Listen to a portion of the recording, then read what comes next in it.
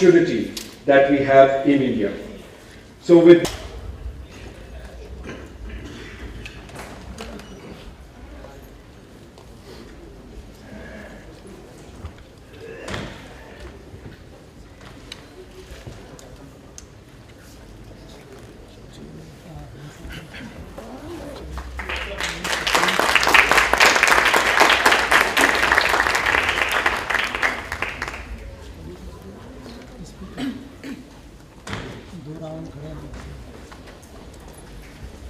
it's now my honor and privilege to request the Honorable Minister of Environment, Forest and Climate Change, Shri Prakash Javadekar, to deliver his keynote address. Sir.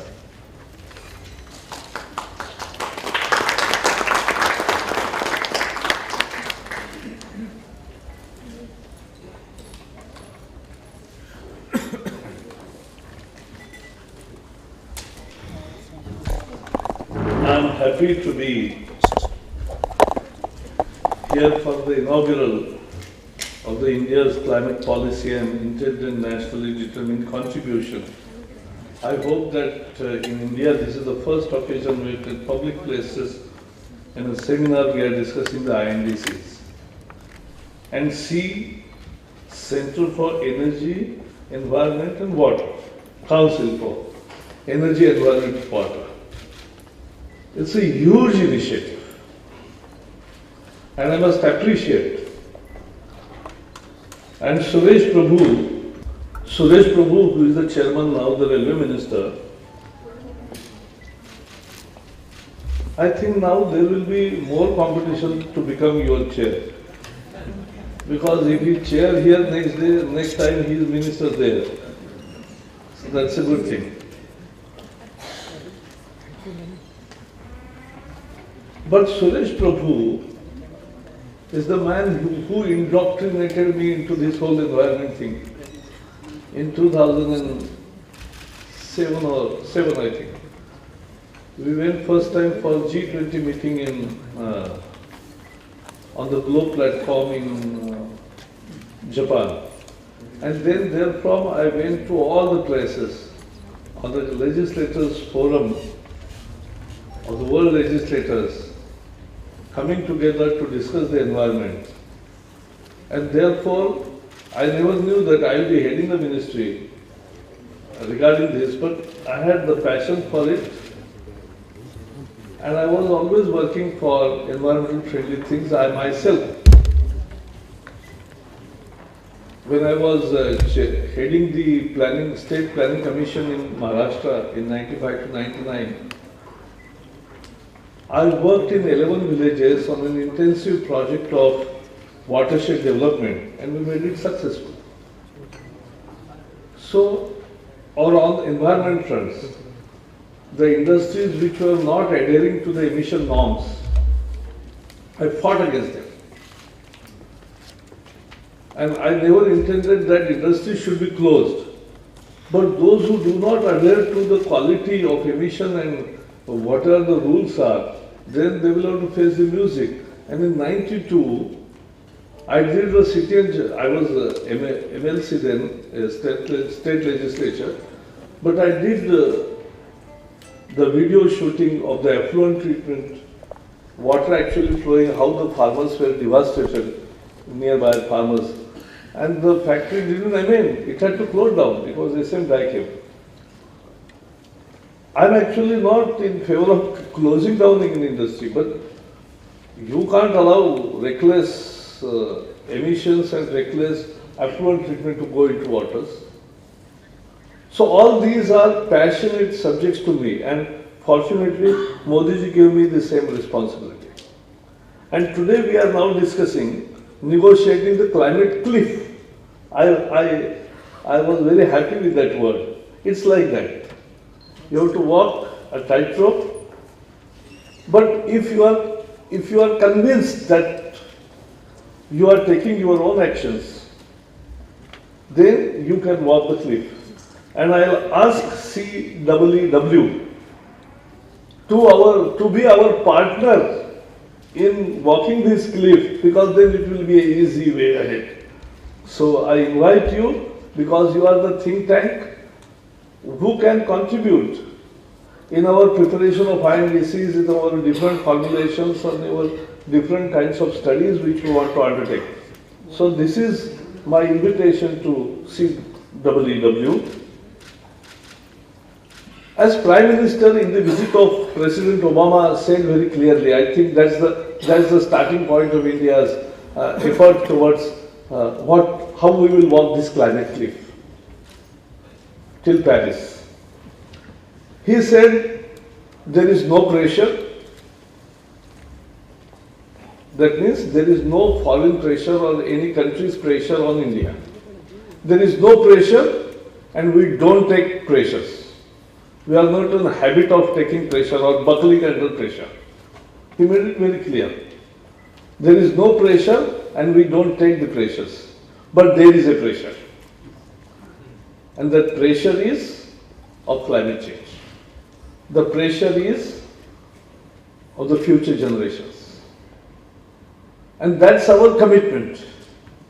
That we want to provide the next generation the earth which is livable, where business is doable, and where you can breathe fresh air and you can have fresh water. And to that end, we want to do our own actions.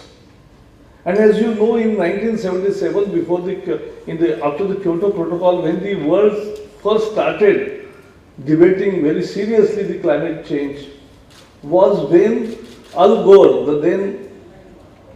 the Vice President of the United States, produced a very powerful documentary titled Inconvenient Truth. And what is the answer from India?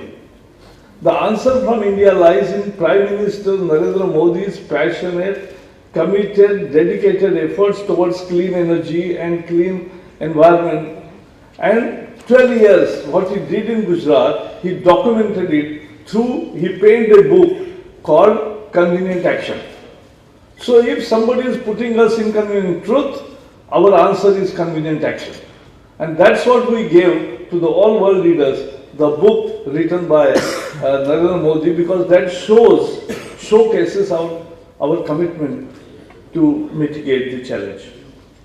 And therefore, I don't know, 140 million units, what you said, I still can't calculate that gigawatt, megawatt, and then, but that was 20,000 megawatts, earlier targets for 5-year plan.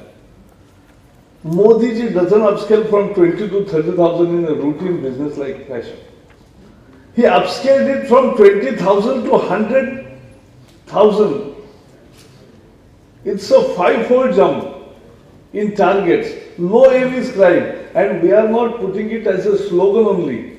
Already plans are afoot, and I am very sure in next 5 years we will achieve the target of 100,000 megawatts of solar energy. That's the huge intended nationally determined contribution of India. Actually, INDCs are for post-2020 period. But we are already started walking the talk. And we will take our own pre-2020 actions also. And therefore we will raise the question whether the developed world will also take the actions pre-2020 as aggressively as India is walking, or whether they will not do that. Because the history tells us that since 1997 when this started, or even after 2005, the situation has not changed. World is getting more and more emissions we are witnessing, and so the total emission is not getting reduced.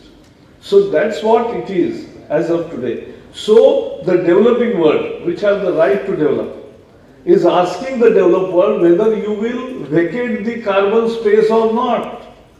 Or are you going to tell us only that there is only 3,000 units of carbon space is there available to keep temperature below 2 degrees, and therefore now there is only 1,000 and we have to distribute. No, you have to vacate the car parking, you have to vacate the carbon space parking which you have parked. It's a historical thing, but you have done it, so you have to vacate it to make developing world get their due place in that carbon atmosphere. But solar energy, 100 gigawatt, is a huge thing. It means $100 billion of investment. It means 145 million tons of carbon emissions saved. It means lot of things. And if we are working before 2020 100 gigawatts, that means our action beyond 2020 will be much more aggressive. And that will get reflected into the INDCs. So we want to walk clean energy path. We will walk clean energy path. And even wind energy, offshore and onshore, both are to be given impetus, and that's also a huge target set up by our Prime Minister. So we have already started our action. It is not intended, it is already implemented. So what INDCs will be present is the implemented status of our nationally determined contribution, though we were not mandated under the Kyoto because we are not Annex 1 parties. So Annex 1 parties which were expected, 5 went out of Kyoto. The largest delegations were US, Japan, Australia, Canada, and all walked out. So this is how things, international things happen. But we are already walking the path. And therefore, as somebody mentioned, you mentioned about cement industry. We have already mandated more stringent action from the cement industries and to lessen the emissions from their plants, because that's the most polluting industry. We have identified 17 critically polluting sectors and we have mandated 3,206 units to put in place by April the 24/7 pollution monitoring devices on their discharge, effluent discharge point and on chimneys to gauge the air quality and the effluent water treated quality. And this is just the beginning. This is just beginning. We'll make it in a phased manner applicable to all polluting industries. Because I want to do away with the inspector rush. Otherwise, when inspector goes, two things happen. A, when the inspector goes, that day, it's all clean water. Next day, it's again bad water. I don't want that to happen. And second, otherwise it's a perpetual system where palms are greased and things go on like this. It is not business as usual for India under Narendra Modi. Let me tell it very clearly that business as usual will not be there as far as our actions on climate change is concerned or even on our administrative actions. So there is a change coming up and that change is very important. So both these actions on our part, the decisions which we have taken have a very tremendous contribution or tremendous importance in the days to come. There are some issues which I will talk, but first let me tell you about our preparation of INDCs. Ideologically, we are very clear that intended nationally determined contribution is nomenclature of INDCs. So they are intended nationally determined. They are not to be decided internationally. And therefore at Lima there was a huge debate on whether there can be an ex-ante review or not. We said that it is our contribution. This is changed from Kyoto. What has not eclipsed is not the UNFCCC mandate is not going. We are working under the same convention with the same principles. So principle of equity, common but differentiated responsibility, historical responsibility and polluters to pay principle apply. What is changed is from Kyoto Protocol will get in by 2020 and after that a new regime, a new arrangement where every nation will contribute to mitigate the challenge of climate change. So that is the changed atmosphere of the world negotiations. And I think that's a way forward. What we have learned in past 20 years has taught us that it is not only the Annex 1 countries which have to take action and non-Annex countries have to sit idle. No way. We have to increase we have to increase our energy efficiency in every field. That energy efficiency means saving of energy, going towards cleaner energy, all sources. Somebody was asking, and you are also discussing whether nuclear energy. I told every source of energy is source of energy, and we must utilize it. Yesterday I found out in Tamil Nadu that the sewage treatment plants, in our country, that's a peculiar thing. Sewage treatment plants which are supported financially by the central government, 70% contribution comes from the central government, and still 70% of the such created facilities don't work. Why? Because the operating cost is more. Why? Because there is a huge energy cost to treat the sewage. But from sewage sludge, if you bifurcate the liquid and the sewage sludge can create the energy, methane and methane-based energy, local plant there itself on the plant, and that will give the energy to treat the sewage. So this is how nature has also provided such solutions. It's a nature cycle. Let us understand what the nature scheme of things are, and they are for this, and therefore we'll go ahead with it. So energy efficiency, to be achieved, to be practiced, has to be a way of life. And I'm not talking about old age, but our ethos is about energy conservation, water conservation, nature conservation, a synthesis between man, animals, flora, fauna, the Charachar Srishti. So Vyashti, Samashti, Srishti, Parmeshti. That's how we used to explain. That's how the synthesis is all about. And therefore, we will go ahead with this.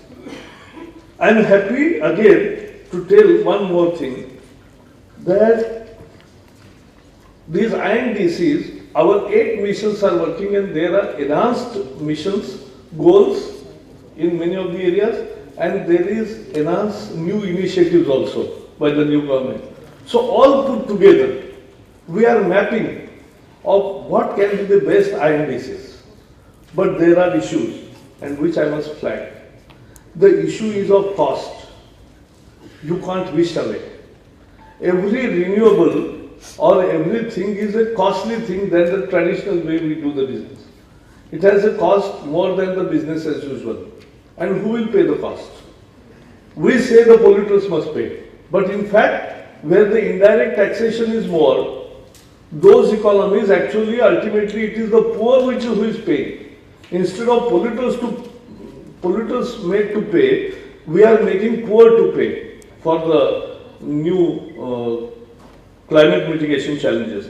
And so there is a cost element. And therefore the world must walk the talk, and they must come out with real contributions of Green Climate Fund. And Green Climate Fund, if they provide, the developing world can take more actions. That is our demand. Second is technology. Technology is such an issue which can bring down the cost. I will give entirely different example of agriculture, what happened in our country with the BT cotton. 450 grams of seed packet used to sold 10, 12 years ago at 1700 rupees. It was a huge cost. 1200 rupees was royalty, the IPR cost. 1200 rupees per packet. It was really unbecoming. Farmers agitated against it. Then court verdicts came, then farmers, then government stepped in, and now the price is 600 rupees. How this happened? So there were super profits built in. You can't have costs like this, a prohibitive cost which will not allow me to use the new technologies, which are more efficient, which are water efficient, which are energy efficient, which are clean energy path. So there is a technology issue.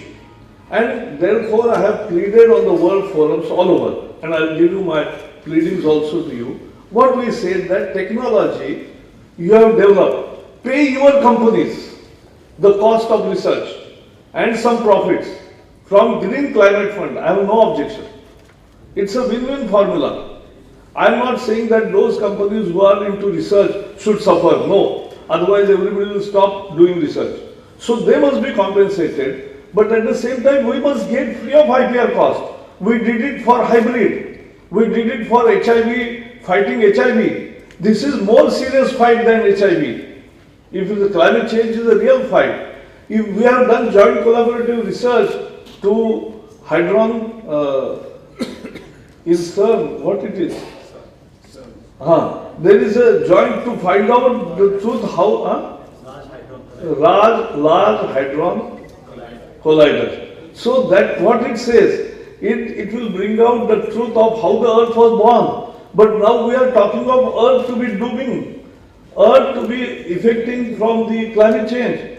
Let us save the earth, and to that end your technology must also be without IPR cost. Why can't it happen? It will happen. And therefore we are putting these two demands. And so I intend to give my 2 figures of iron disease.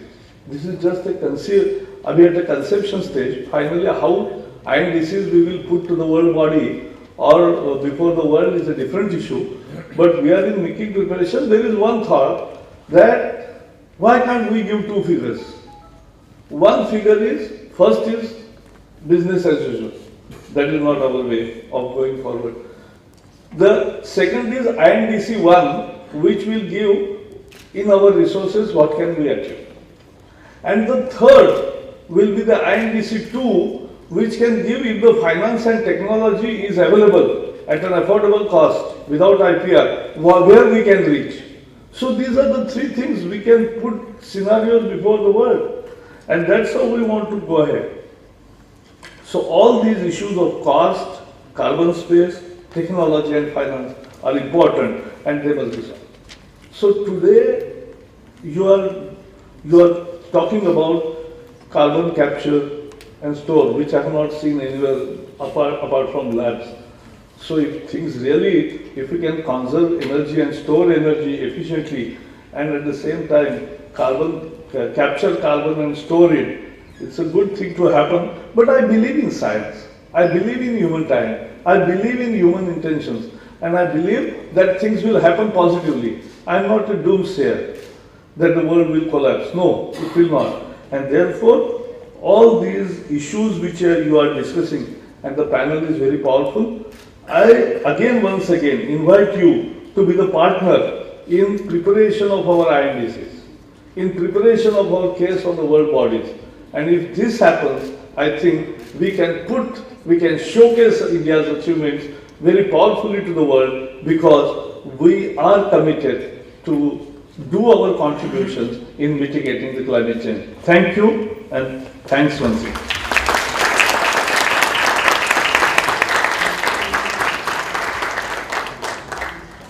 So if there are any questions from the floor, my colleagues are here with their microphones. Use more than 10 times than Indian consumer does. So to match India's figure, they have to do 1 million. There is no issue.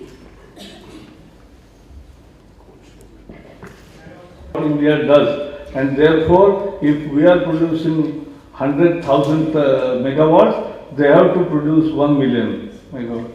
That's just an equal game, nothing more. Whether the solutions will be global or national, that I think is a basic issue. Solution has to be global, the contributions will be national, and that is what I told all the way, that unless the developed world, and we are not stopping at that, we'll take our own actions. We want our research to be geared up. We want our technologies to be championing the clean energy world because we want to walk clean energy, clean water and clean air path. And to that end we want to develop energy also. We don't want to depend every time on Western countries. The Prime Minister came up with the idea of Suryaputra nations, means those who have tremendous solar energy, equatorial countries. And we'll bring them, we'll have one meeting of them here and we'll start new initiatives. It's an initiative in technology, it's an initiative in bargain also, it's a new market also, everything is embedded in it. I am Rakesh Bhargav, representing the cement industry. Cement industry has really worked hard and the norms what has been put up is trying to maintain. Thank you very much, sir, for that. But one important what I want to say is that the waste heat recovery system, where we can put up around 1000 megawatt from the cement, which is the exhaust gas is going out from the system. So what you are planning for doing and to implement this type of the system, while taking the environmental risks for the new plants, how we can step ahead for that? Please repeat. Cement industry can produce 1000 megawatt waste heat recovery power plants, right? But still, it has not yet come up. Only around 120 megawatt potential has been You will realized. give me the note of how to enhance it, and So- will definitely be proactively helping. That is what I am saying. While giving the environment clearances to the new plants, why not you put up a restriction there itself that every plant has to come up with the waste heat recovery system? This is suggestion for action, Yes. and we'll study it. But you can give, to trigger it, that action, you can give a comprehensive note, how it can be done. So we'll consider it. Thank you. Yes, thank you, Honourable Minister. My name is Sally Daltrey. I'm a science diplomat based in Delhi. I work for India and the UK, among others. Mr. Godrej mentioned in his opening remarks about the need for analytical approaches to lead us towards meeting this target. And we have here one of India's leading think tanks on this topic. I would like to know your comments on the time frame for bringing a tighter integration between the industry inputs and the research inputs that will allow us to meet these goals. The process is on. You can very well start contributing right from today, and we want to present our INDCs sooner than the later. Thank you. I am Dr. Malti Goel, formerly advisor in DST. Sir, you have mentioned about the carbon capture and storage in the labs. So, since the cost gets doubled when it is applied to a power plant, or the energy penalty is very high, so what would you think about, would you think it is applicable for CTM, CCS, or how to motivate the industry? How to motivate the industry for this? See, I believe how we have progressed as a mankind from centuries. What has not happened in 1000 years has happened in last 1 century. What has not happened in last 1 century has happened in last 10 years. So this is a fast age of innovations, and we are passing through it. We are happy, and I am very sure that we will come out with some solutions. I am hopeful, eternal hopeful.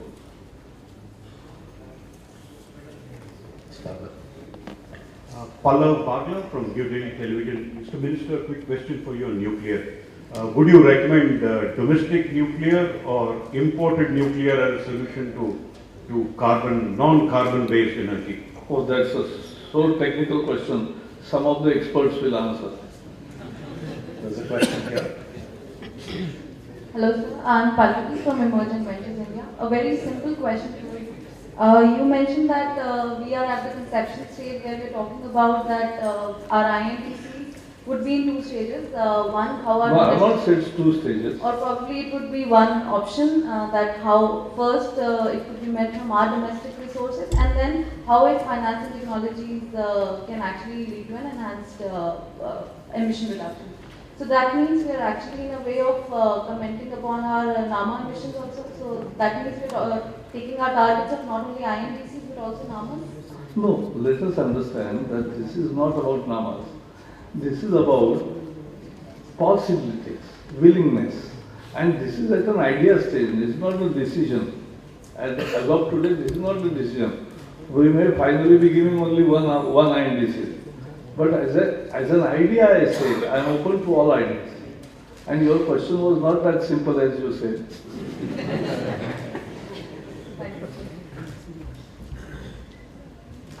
Thank you. Thank you.